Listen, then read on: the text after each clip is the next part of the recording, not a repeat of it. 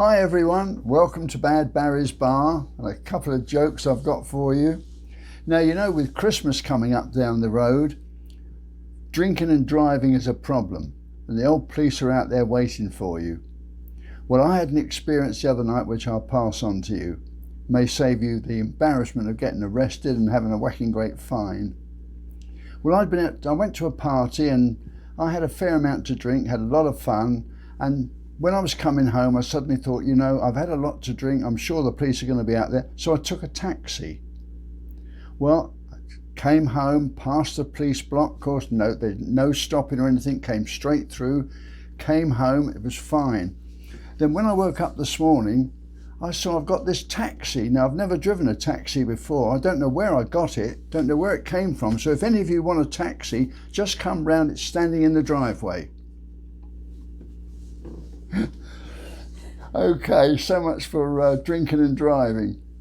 Now, there was a fellow had a second floor apartment, and one evening he was thinking, shall I go out or shall I stay in? Just depends. And it was all overcast and he wasn't sure whether it was raining, so he opened the window and stuck his hand out to see if it was raining.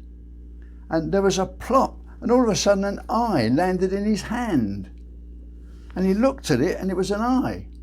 So he thought, good Lord. So he put his head out the window and looked up, and 3 floors up above, there's a girl looking out the window. And he said, is this your eye?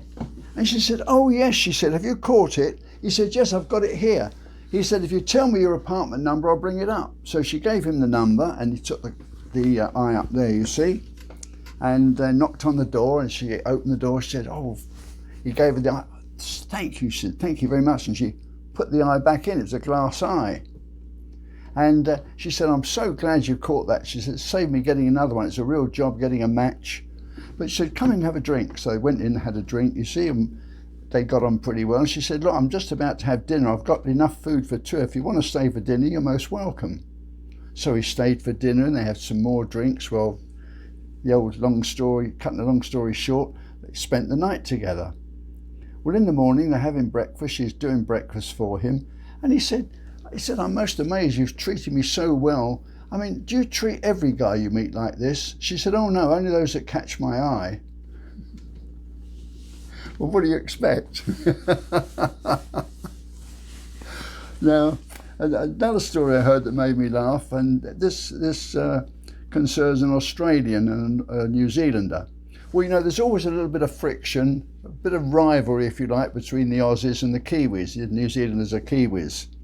So these two, an Aussie and a Kiwi, they've been out fishing together, and they come back to shore and they have a couple of beers together. You see them just enjoying it, nice quiet drink. And the Kiwi, the Aussie said to the Kiwi, he said, look, we've been friends a long time. He said, if I was to go to your house when you're at work and I made wild, passionate love to your wife and she had a baby, do you think that would make us related?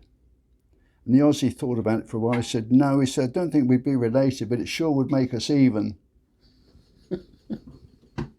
Okay, folks, well, that's all for today. Stay safe, wear your mask, of course, be good. Don't want you catching the corona at this stage of the game. Now we're so close to getting the cures for it, or the prevention. That's great.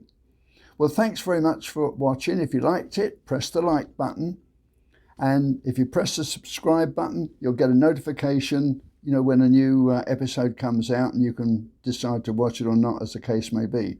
Thanks for watching. Hope to see you again soon. Bye.